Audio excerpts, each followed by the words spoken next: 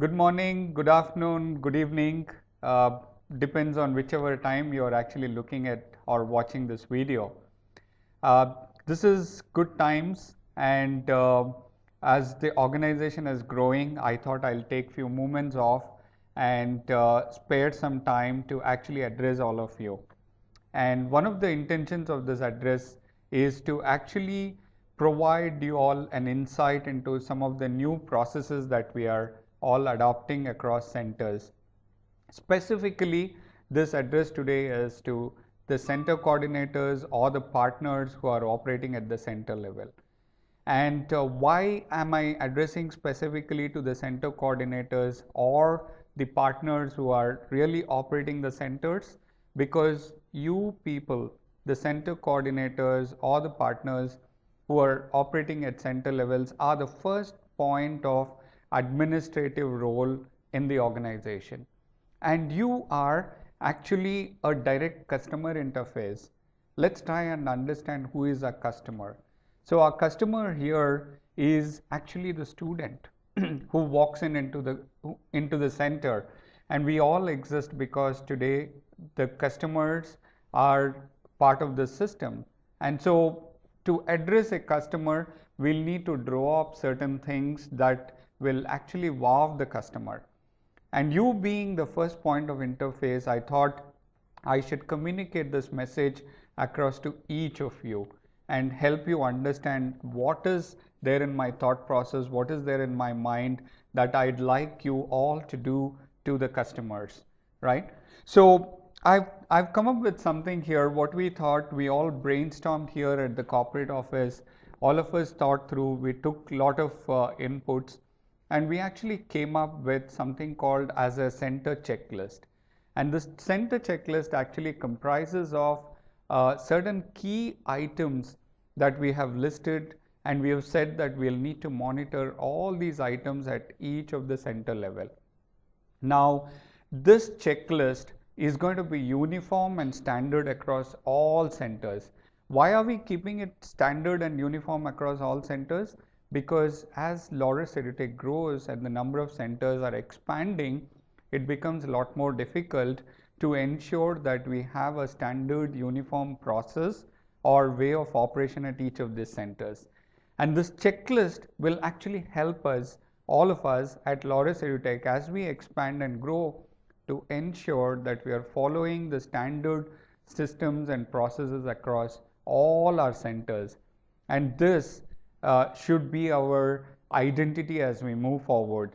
Like for instance, a student or a customer walks into our center, they should be able to look at the field, ambience, the course curriculum, how are we structured in terms of delivering our skill development programs, should be able to identify and say, hey, this is Skill India or a unit of Laurus EduTech.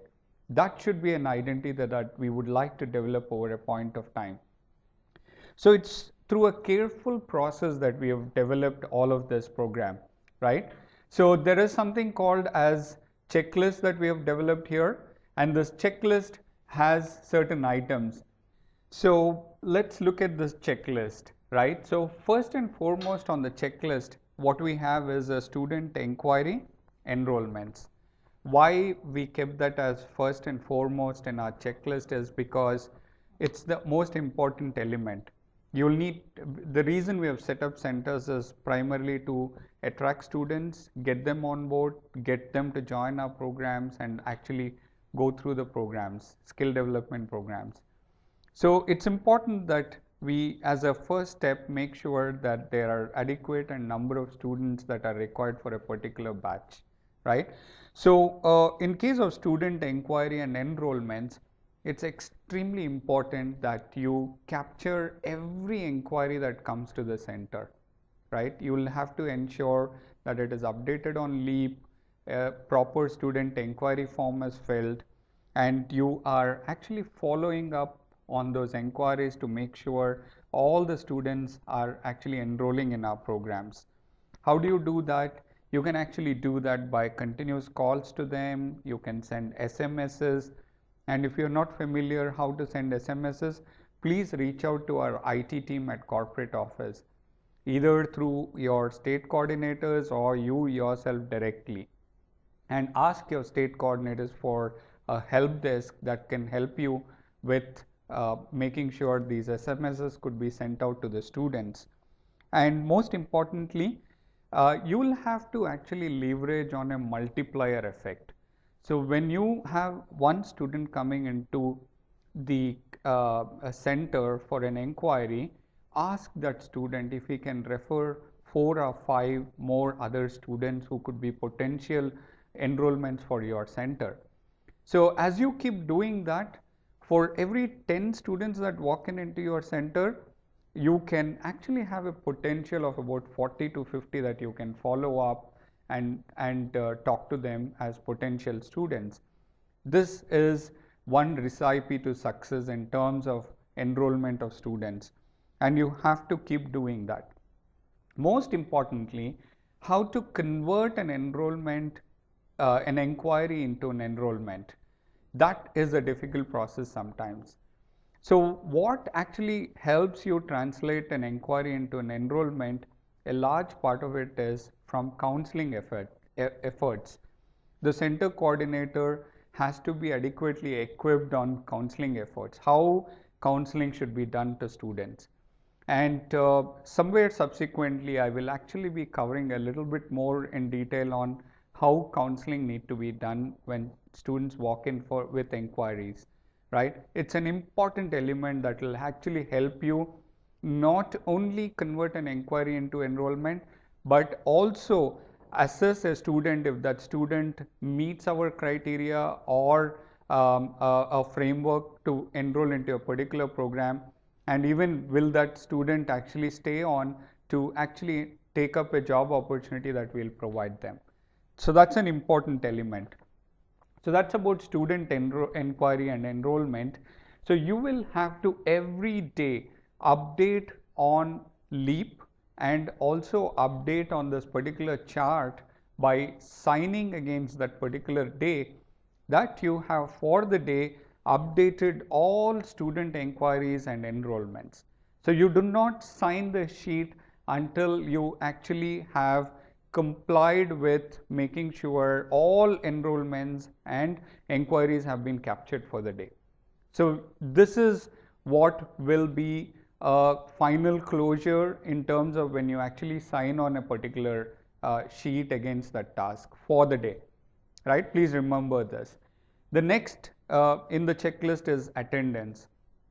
We'll need to know how many students are attending the programs, and this is mandatory because some of the programs have mandatory attendance. Like for instance, if we're running an NCVT, SCVT programs or EGMM programs, and these are all different programs operating under different authorities of the government.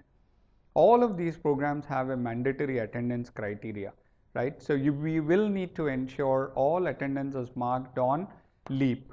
In case because of a power issue, LEAP is not available, you can actually even today ensure the attendance is updated using an SMS. And to get more details about how SMS could be used or what are the syntax that you need to SMS to update attendance on LEAP, you should again reach out to the IT help desk. And we will actually also have a syntax of that captured for you in a small booklet that our content team will actually provide to you. So this is an important element on the checklist. The third item that we have on the checklist is fee collections, right? So how does an organization sustain or a center sustain? It can sustain as long as there is continuous collections of revenue and there is a cash flow happening, right?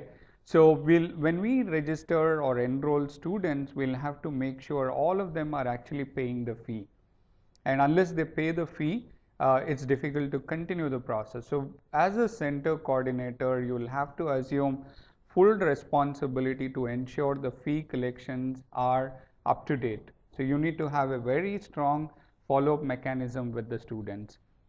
It's an important element. The fourth important element is around the local center related payments. you have to pay to the electricity board, you have to pay for your telephone connection, you have to pay the lease rentals.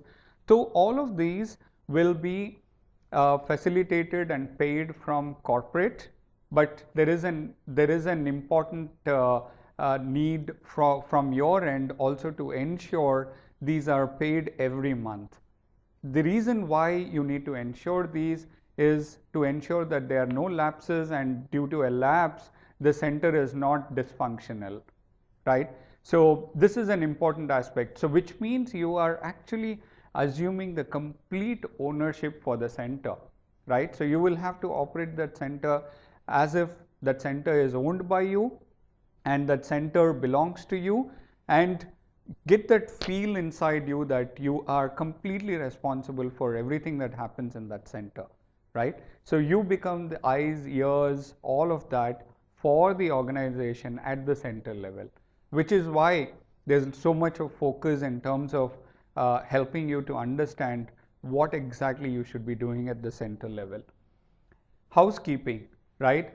So one of the things, again, as I was mentioning, we need to have an identity for the organization. When people walk in, they actually connect, looking at the center, what is this organization all about, right? And when they actually do that connect, it's important that we actually keep our center very neat, clean, and tidy.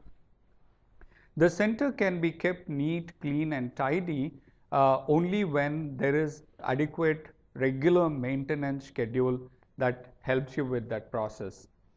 Now, as a center coordinator, you need to have this on your checklist to check every day that the center is dusted properly, the center is clean, and the center has adequate hygiene all taken care. Not necessarily this has to be done only by an external agency all the time, right? Our center is like a temple. It's a temple because the deity in the temple is actually the skill education, right? And because all of us are part of this temple, the onus and responsibility is not only on the center coordinator, but through the faculty, on the students as well. So you will have to actually encourage students to take initiatives of keeping the center clean by, in terms of dusting, cleaning, making sure furniture is properly aligned, and removing cobwebs, whole lot of different things.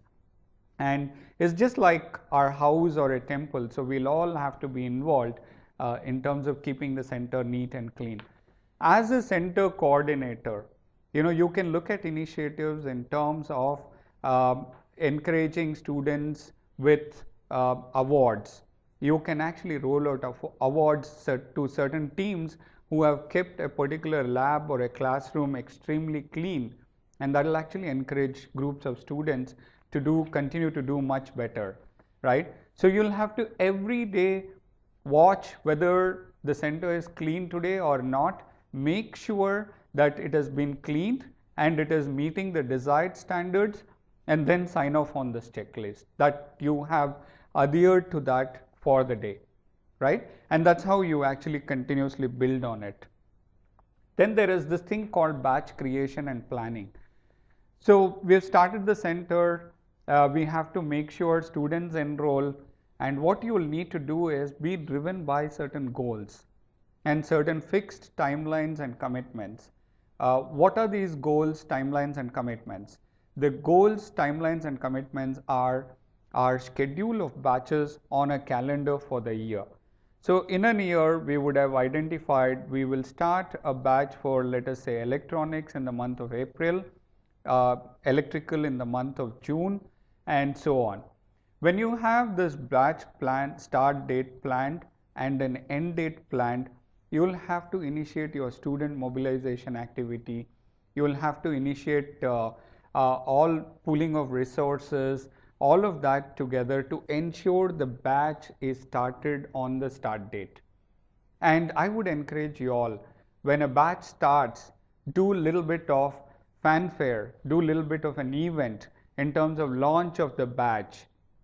create some kind of an event out of it and create some branding out of it, right? So that way you are actually creating a lot of enthusiasm in the center.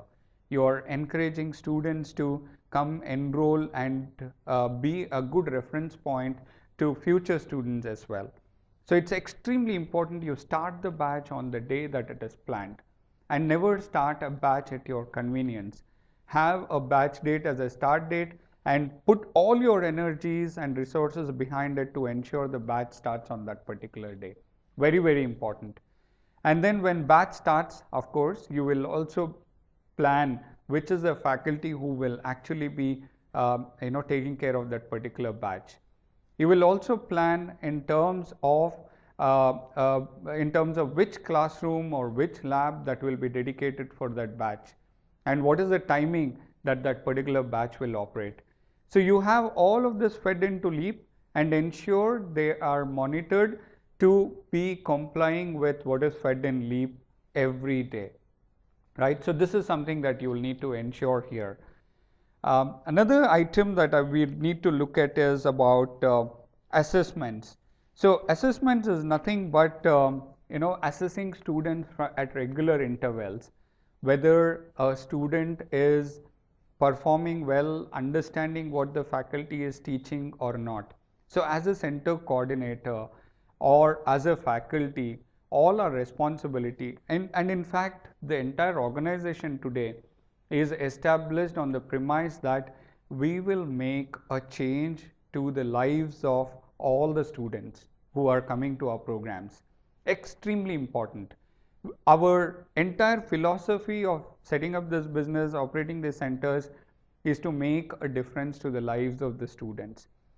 And how we can do that? We can only do that by ensuring they are learning skills, they are practicing on the skills, they are doing extremely well in learning all of those components, and tomorrow can actually get good jobs, right? That's the premise on which the whole thing has been built. So as a center coordinator, you will need to ensure the faculty is carrying out the assessments, evaluating the students from time to time if they are doing a good job and if they are learning, and capturing all of those assessment scores on Leap. So if a test is rolled out, make sure the test scores are immediately updated on the Leap. And you'll need to monitor this on a day-to-day basis.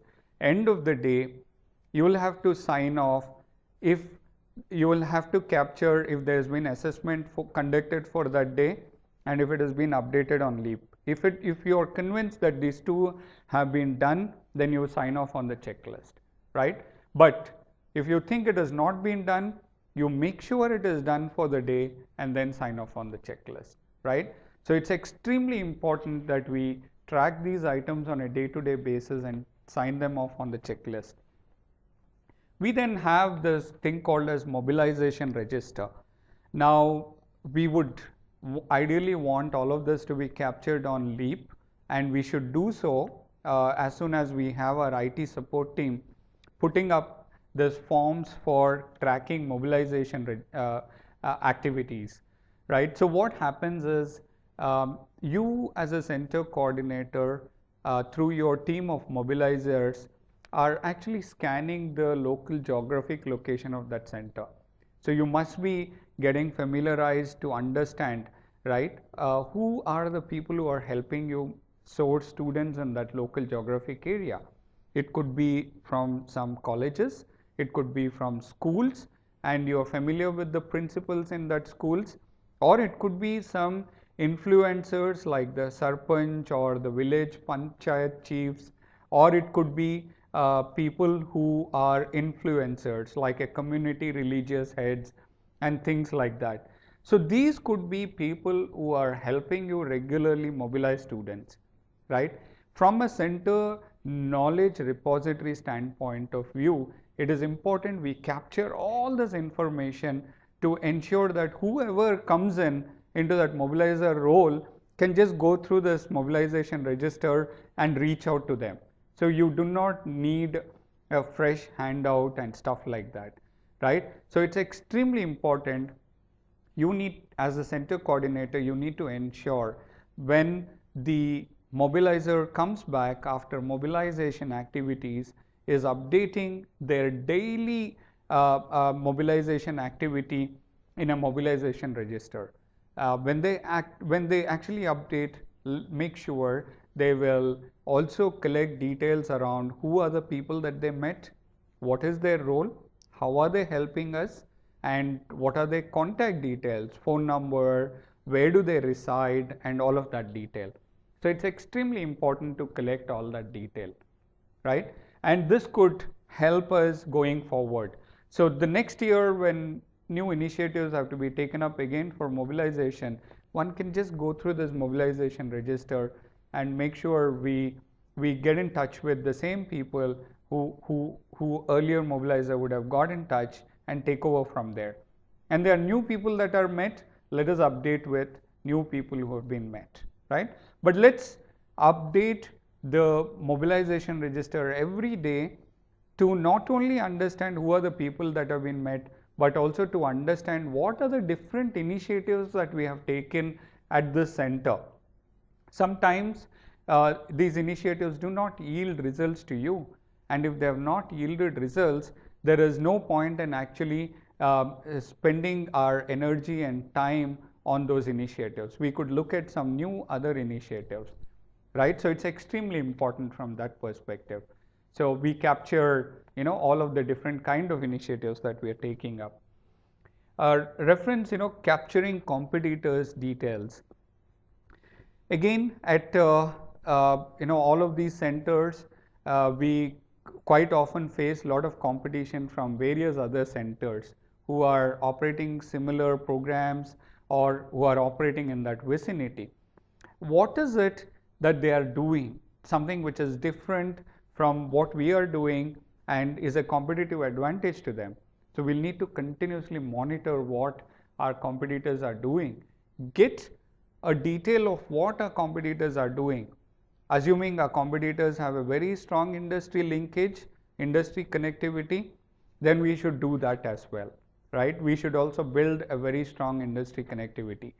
I would look at it like this. The reason why we would like to gather the competitor details, two reasons. One, to understand what competition is offering. Two, to make sure we exceed what competition is offering so that we stand appealing to all the potential students and we become a preferred skill development center for their skill learning programs. Extremely important. So the next item is about understanding the landscape again in your geographic region. So this is part of your mobilization activity, but I'd like to look at this again captured differently, because in your local geographic region, there could be a lot of NGOs who are grassroots connected, who are connected to a lot of people, and these people can actually help you get a lot more students, right? So you need to capture in your mobilization register details of all of these network NGOs, and there are also influential people who will actually be able to provide students back to you, right? So you need to capture their details as well and interface with them on a day-to-day basis so that you can actually get their details and through them increase your mobilization of students. Center assets, right? As an organization, we are investing in every center to ensure the center has adequate assets. The assets are typically the furniture in the center, the tools and equipment that we have deployed in the center to actually train the students, and few other items which are assets that are all deployed there. It's important as a center coordinator, you have a complete track of all the assets that are there at the center. You can actually update them on Leap, right? So let us say you have 10 welding machines. Those 10 welding machines should be updated on Leap, showing as 10 welding machines. Let us say you bought 2 more welding machines. When 2 more welding machines come to your center, it's 12 welding machines. You need to go to Leap, make sure you update that you have an addition of 2 welding machines. and your score of welding machine should go to 12. Now, why do we need to update this inventory from time to time? Couple of reasons. Most important reason is all our programs are accreditation driven, either SCVT, NCVT, MORD, or one of them, right? And a lot of these accreditation programs actually prescribe certain minimum number of tools and equipment that need to be available at the center. You need to understand what is that minimum requirement and make sure we are compliant with that requirement all the times. Most important. Secondly, you will need to ensure the assets are tracked because we have invested in all of them. And as you all know, we are partners of NSDC, and these are all the stakeholders' funds, the investor funds from shareholders and also from NSDC. And we have an obligation to NSDC and the stakeholders to ensure that their assets are adequately protected, right? So as a center coordinator, locally you are responsible to ensure our assets are protected, safe kept, and monitored and tracked from time to time. It could be even the computer which is there at the front desk. All of these need to be properly accounted and kept. And at regular intervals, you will actually have to initiate things like maintenance for those assets to ensure that all assets are in workable condition. And you will also need to ensure that you are taking a stock check at regular intervals. And if there are elements, some of them that are missing or some of them not accounted, you will have to take initiatives where it is not accounted to account them, and where they are missing to ensure that you report it to your state coordinator, and through state coordinator to the HO to ensure that records are appropriately updated. So an extremely important element of the checklist is to ensure the assets are all tracked. I mentioned briefly about maintenance of tools and equipment. This is again very important because we may have bought these tools and equipments, they may be lying in the labs, but they may not have been put to use, and sometimes they may not have been in working conditions. But as a center coordinator, you need to ensure there is regular maintenance of all of them and they're all in working condition. And how do you do that? You need to take the help of faculty. They need not be on an engagement model where you engage outsiders. It actually could be a practical exercise back to the students itself as how tools and equipment should be maintained. The faculty should create an exercise of maintenance, engage students, and actually make sure all the tools and equipment are properly maintained, serviced, and properly located, placed, and sometimes some of these equipments will have to be mounted on a platform. Like in the case of electrical motors, they need to be mounted on a platform, and you need to ensure they are all properly mounted. Very important element. So please do make sure all tools and equipment in the center are maintained, and at least once or twice in a month you need to make sure they have gone through this maintenance activity. And as soon as you feel that the maintenance has been completed, you sign it against that particular day. And your checklist will actually show now on a monthly basis if you have conducted the maintenance or not. Another thing that I probably should have brought up, or I intended to bring it up at the end of this message, is that all of this is monitored and tracked in a process where whether a center coordinator is assuming all of this responsibility, and this will actually go into your performance records with HR as well, right? So it's extremely important from that perspective as well to ensure that you are rated very high on the performance front. Make sure your checklist is completely up to date and you're on top of this checklist.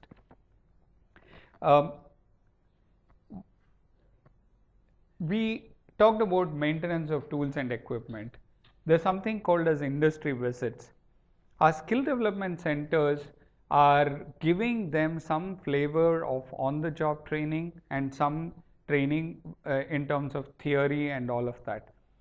But most importantly, the students also need to understand what is really happening in the industry side, and that could be a lot more insightful and help students learn much more, right? So what you need to do is, as a center coordinator, you need to build a very strong connect in terms of identifying who are the industries in your local vicinity, connecting with them, talking with them, and also making sure you are able to facilitate the students to go on an industrial visit in your local geographic location, right?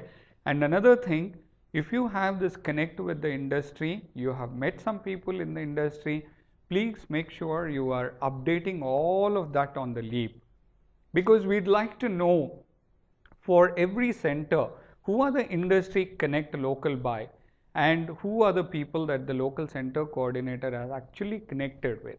Very, very important again, right? So this actually adds as an appeal factor again.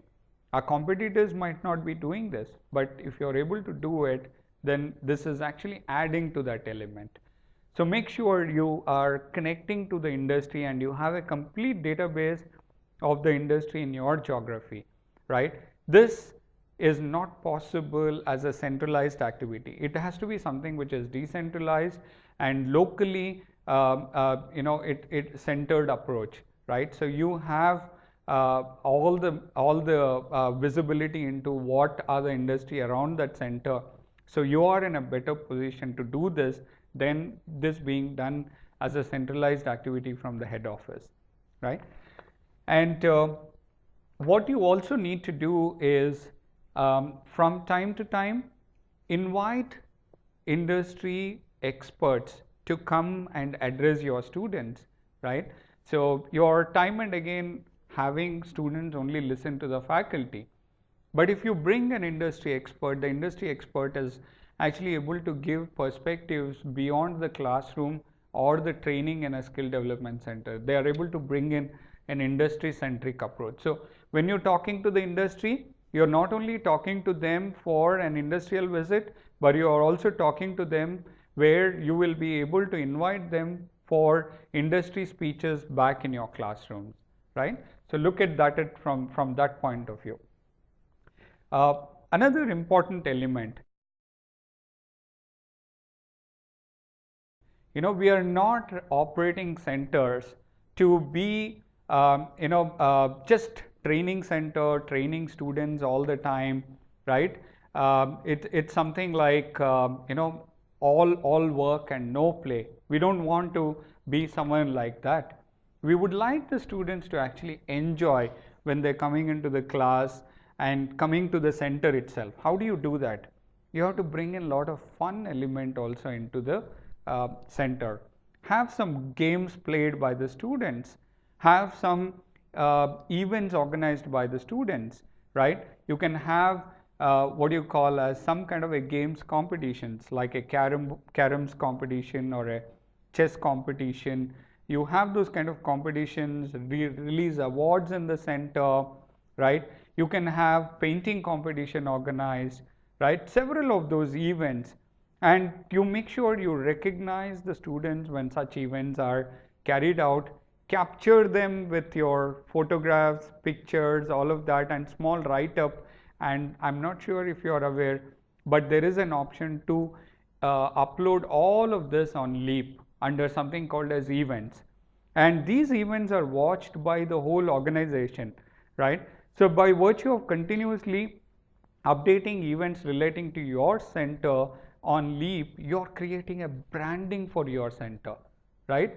So make sure you do this. So this is an important element. And like for instance, another example I can give you is New Year's round the corner, right? So you can actually organize events to celebrate New Year and kind of brand that New Year event, and you can create a write-up and actually upload that again on events in Leap and say that your center has done this and this is what they did, right? And if you have a capability, invite a prominent guest from the local vicinity and the region, like the sarpanch or the panchayat or any other popular personality from that region, that'll add a lot more weight to this event. So these are some things that you can do as part of the extracurricular activities. Placement information. You are actually the center coordinator who is continuously in touch with the students and the faculty.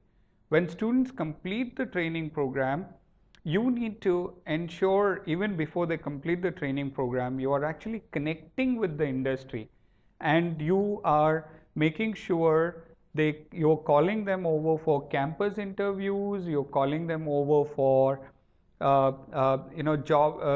you're calling them over for campus interviews and direct interviews at the center, and they are placed at that industry. Extremely important. And once the students are all placed there, you need to make sure that their information in terms of who has received an offer letter from which company is all updated on the system. So you need to again look at this every day and sign off against this. So when will you sign off? You will sign off only after you ensured that you have called some industry people and raised certain job opportunities, got our students connected, unplaced students or students who have not been given the offer letters or who have not got the jobs, connected with this industry, and some students have got the jobs. They are all updated on LEAP, and then you sign this off, right? So since again all our programs are employment linked, this really plays the most important role in everything that you do at the center. Collection of documents, right? So quite often again in centers there could be a lot of documents. There could be forms filled up by students, or you have collected certain certificates from the students, especially the original certificates. I would actually want you to exercise a lot of caution. The original certificates have to be complete safe custody at your center. And as a center coordinator, you have to assume full responsibility to protect those original certificates and make sure that they are safely filed with lock and key and cannot be tampered, right? Few reasons why. Original certificates are very critical to the student, and they are important part of the student's career life. And these certificates also have to be in safe custody, because when you take them on behalf of student, keeping it with you as a center coordinator, you are liable if they are lost ever.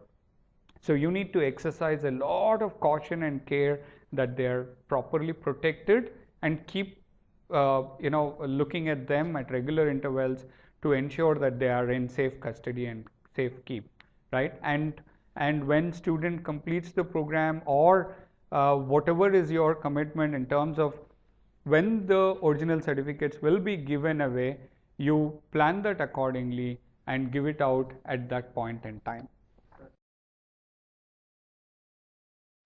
So we now get to this thing about parents meeting.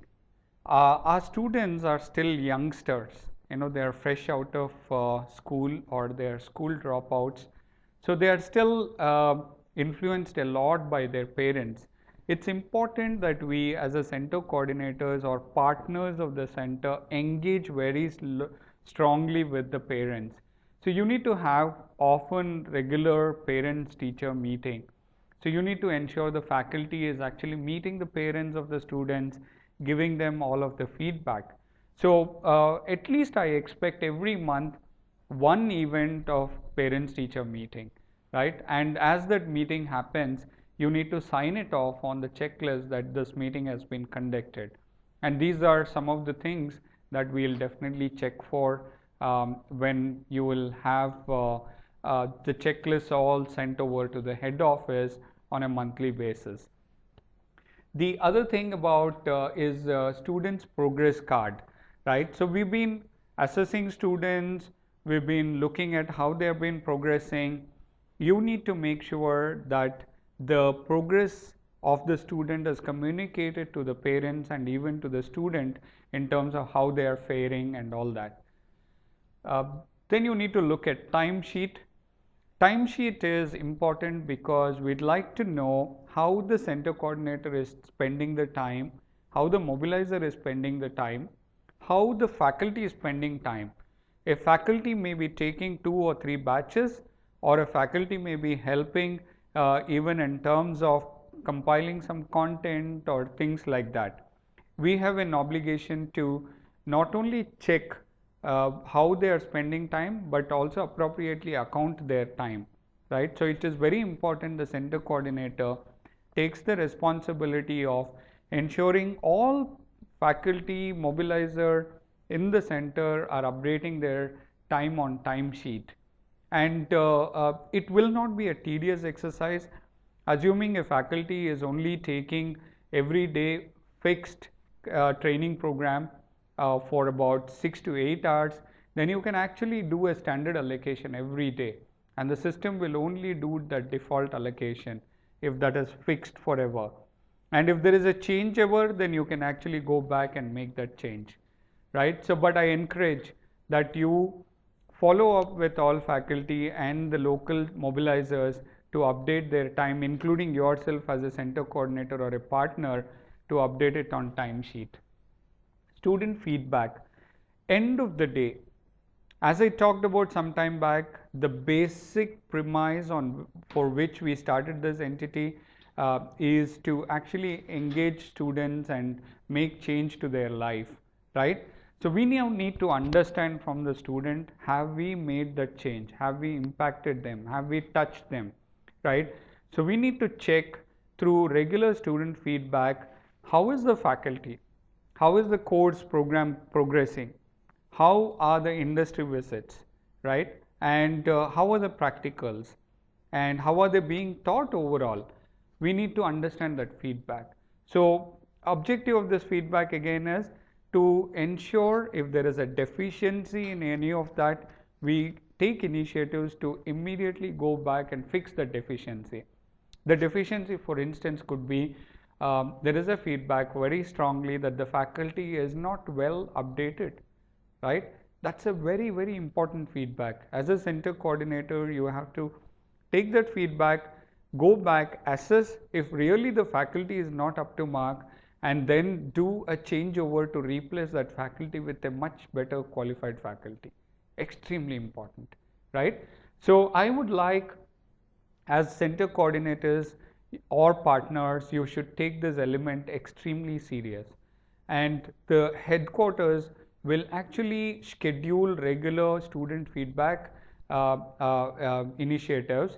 But in addition to that, nothing would prohibit you from doing your informal or formal feedbacks locally at the center level and track those results and feedback that you get, right? So I would encourage you to continue to do that. Faculty feedback. Like a student gives a feedback, we also need to take a feedback from the faculty in terms of adequacy of infrastructure that is required for a faculty to deliver a good training program, and also a feedback from faculty on the students, how the students have been performing, right? Whether the courseware that is provided to the faculty to impart training is adequate or not. So there will be different elements like that. Again, the head office will coordinate with you, but in addition to what head office provides you, you have no problems. You shouldn't be hesitating in terms of doing your own initiative of understanding that feedback, informally or formally. Because end of the day, if you are making sure students are happy, faculty is doing great training program, which means we are moving in the right direction. Counseling plan. I mentioned about this early on when we talked about student enrollment and inquiry. A counseling plan is extremely important. You need to understand and build that skill of how to actually counsel a student. A student will actually join a program when he feels that the counseling activity has enlightened the student. Now, how do you enlighten a student with your counseling activity? I'll take an example. Let's take, for instance, a student walks in. You need to first understand from the student what is the background of student. point number one. You need to understand whether the student is a 10th pass out, 10th fail, or has even studied something like until 5th. If a student has not studied until 5th, which means the student will lack the desired minimum mathematical ability or decipher certain small elements that are required in the training program. So those kind of students would actually require more practical training than theoretical training. And because of their familiarity not so much to mathematical and things like that, they may be lot more helpful to take up dexterity kind of skills, right? Skills that are manual, skills that are something like masonry or helper, those kind of skill sets. But conversely, assuming a student is 10th passed or 10th failed, has fairly good amount of mathematical ability, then you could actually look at if that person is fine with doing certain what you call building certain things, then fabrication or welding could be something that they will fit. But again, if the person is let us say allergic to or is asthmatic, then I would suggest that you shouldn't propose welding, because it's something that they'll get exposed to smoke and various other things which could be detrimental to their health, right? So a counseling is a scientific exercise, and I've asked a content team to actually put together a note on how you should do counseling. So I would like you to spend a lot of time and your initiatives in making sure you counsel the student properly. And this counseling initiative and this counseling time that you spend with the student can actually also win that student for you into enrollment, and this will be a distinguishing factor, I'm sure, from what competition is doing. So I would like you all to build extremely good counseling skills, equip yourselves with that, so you will be a lot more successful in enrolling students to the programs. Batch photo. Very small thing, but we have put it here because this has not been happening at our centers. In our LEAP, for every batch that is initiated, there is an option to actually upload a batch photo, right? And it is important to take that batch picture and upload it in LEAP under that particular batch. Why do we need this? Because one, we'd like to know who are all the students that have attended that batch. That becomes a evidence for us for various reasons. Two, you can actually take these batch pictures, put them on your notice boards, create a branding awareness out of them, right? If you have several of those batch photos, imagine when students walk into your center, look at those batch photos, it will wow them. The students will feel that, hey, there's a lot of training happening in this center and I should probably look at enrolling here. Very, very important, right? So it's a small activity of capturing a batch photo and uploading, but very important for another reason too. The other reason is, assuming some of the old students come back and ask you for a certificate to be given to them, which they may have not collected. You will need to validate if this was our student or not, right? How do you do it? One, you can go back, look at the student record, do we have that photo? And two, is the student part of that batch photo which got captured? And three, of course, you will go through various other identity credentials that you would have captured, but your batch photo could be one of the endorsement, right? So I encourage, and I will actually want, as center coordinators or partners of the centers, to make sure all batch photos for every batch are collected. Similarly, a student photo, extremely important. If you have 10 students enrolled for a particular day, make sure all 10 students' photos are captured on LEAP, right? And you sign off for the day, making sure after all those 10 photos are uploaded, which means at any point of time, when we validate this checklist, and if you have signed off, we would expect to see that on LEAP, all student photos are uploaded, right? So these are some checklists. I have asked the team here to include this item called charts, right? There was some another item which we talked about earlier on extracurricular activities and things like that. I want to bring in a lot of energy into the center. I want people to talk about a lot of activity going on in the center. We don't need to spend a lot of money and energy on that. All we need is some kind of initiatives that will encourage students, excite students to do something. One of the things I would encourage is create charts. Ask students to create charts, right? They have learned something about how refrigerator works. Ask them to put it on a chart, right? And put it up on the walls of the center. This will create not only excitement in students, but encouragement for all others to understand this much better through charts, pictorially representation. And also, when you have visitors walking in or potential students walking in, it'll excite them to see all of this and feel that there is a lot of energy in the center, right? You can even institute awards. You can create certain awards and recognition to say a best chart created by a particular student, right? And students get a lot more involved in these kind of activities. That's the way to engage them. And I would suggest, as center coordinators or partners, you should ensure your faculties are taking care of these initiatives. Session plan update. For every program, what we have done is we have created a complete session plan. The session plan comprises of various things. Session plan comprises of one, this is very important, that's why I want to put this up on the board here, is role plays. You have to ensure that you are not just training. You are training by creating an excitement for the students again. Create some kind of role plays. Let us say I am a mechanic and I have a customer coming in. So you organize one of the student to be a mechanic, another student to be a customer, and let the customer explain the problem to the mechanic, and let the mechanic give some kind of a solution and what he intends to do with the car of the customer, right? So when they engage in this kind of conversation, they are actually speaking technical language, and they are also trying to exhibit their proficiency of what they have learned.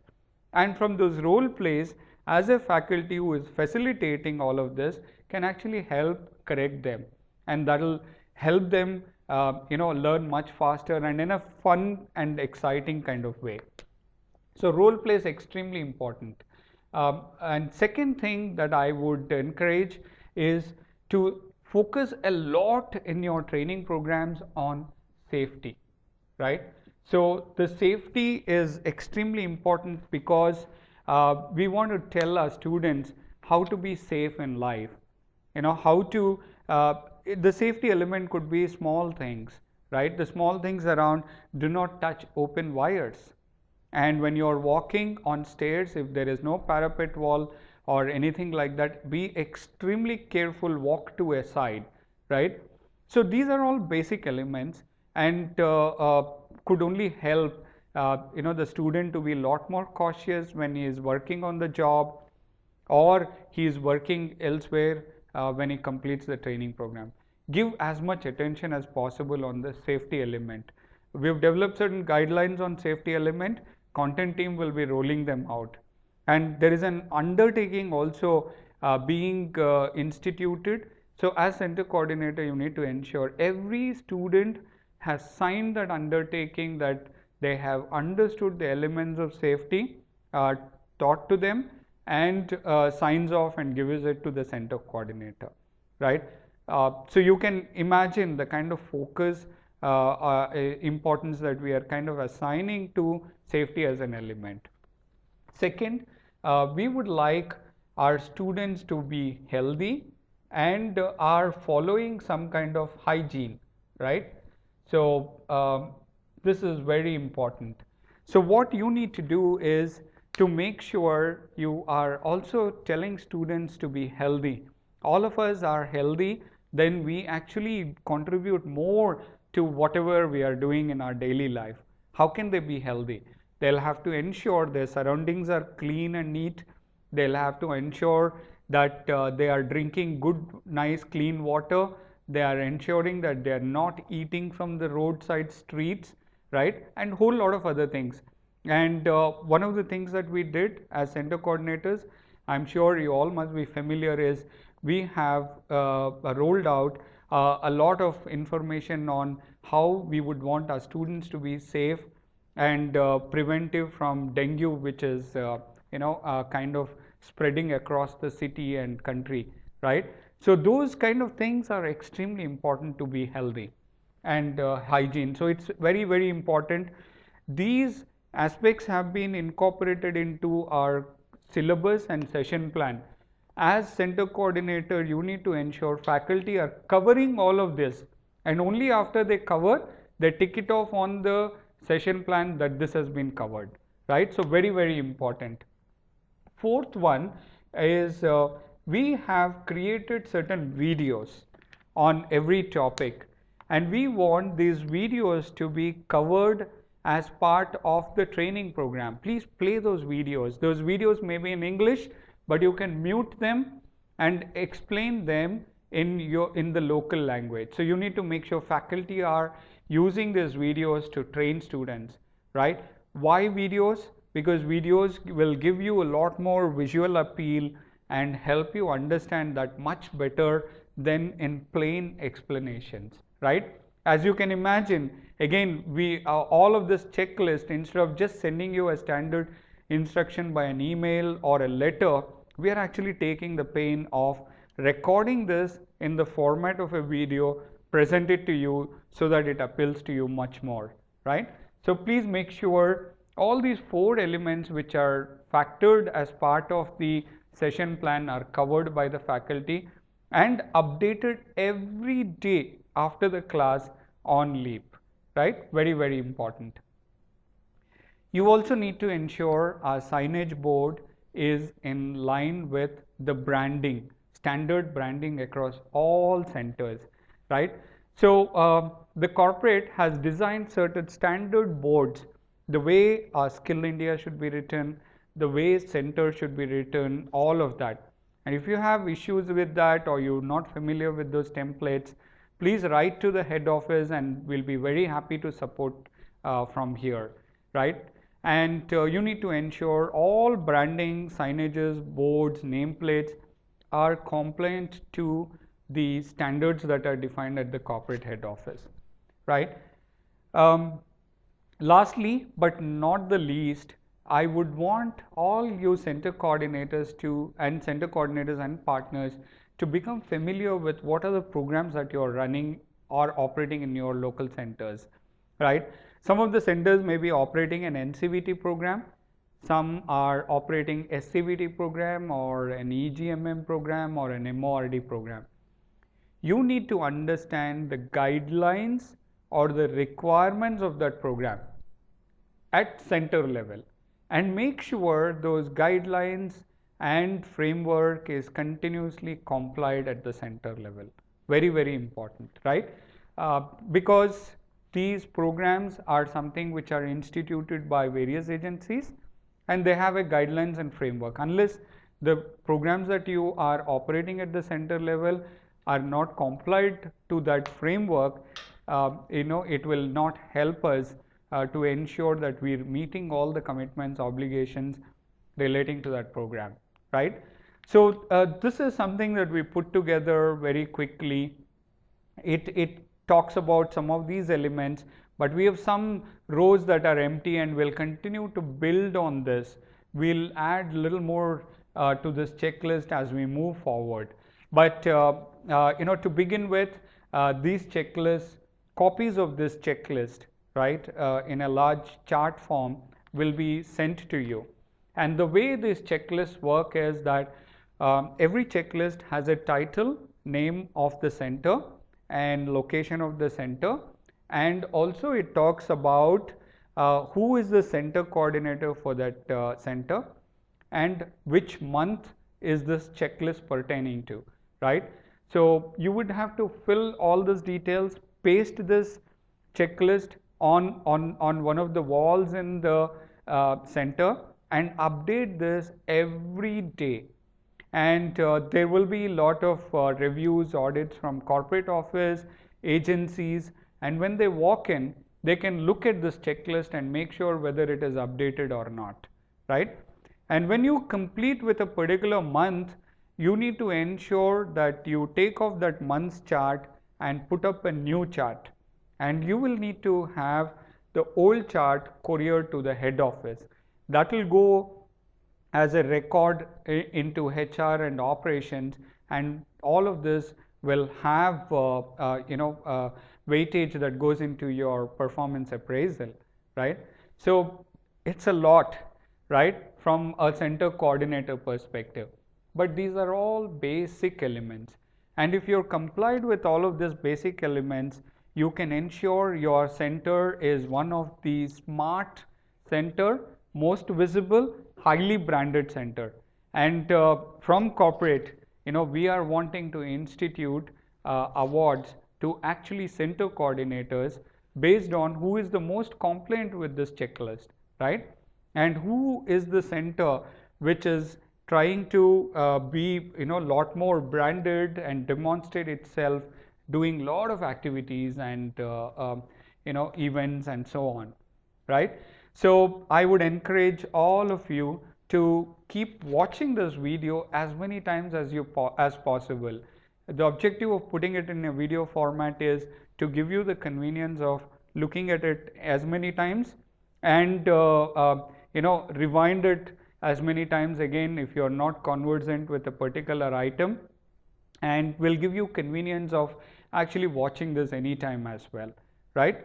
And I have taken personal interest myself to put all this together, because I have this dream that this checklist can actually cause very strong standardization across all centers and help us take that step forward to demonstrate that we are a company who will be touching the lives of lot of students and make a difference to the community, and also an initiative as skill development, right?